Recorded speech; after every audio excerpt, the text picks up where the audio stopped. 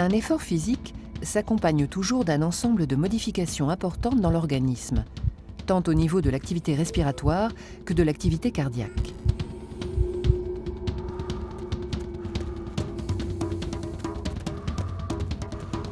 Lors d'un effort, les muscles en activité ont besoin de dioxygène dont la consommation augmente.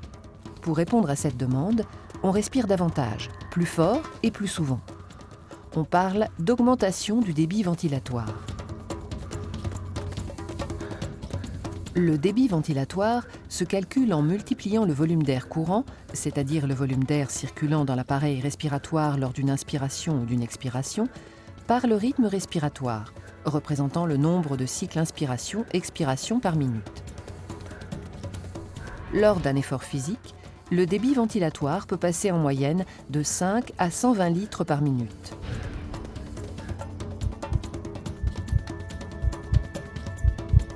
Cette augmentation du débit ventilatoire résulte de l'accroissement du nombre de respirations, qui passe de 16 mouvements par minute environ au repos à une cinquantaine pendant l'effort. Mais elle résulte également du volume d'air courant qui varie d'un demi-litre au repos à 3 litres au cours d'un effort intense et prolongé.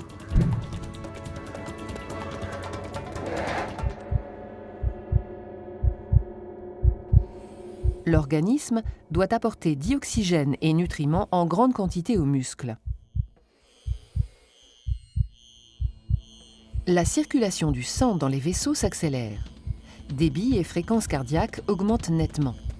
La fréquence cardiaque ne dépassera toutefois pas une valeur limite, qui est approximativement donnée par la formule fréquence cardiaque maximum égale 220 moins l'âge en années.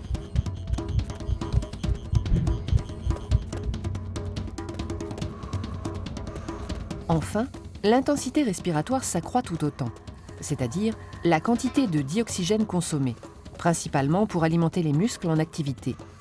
Cette consommation augmente jusqu'à une valeur maximale qui ne peut être dépassée et que l'on nomme la VO2 max.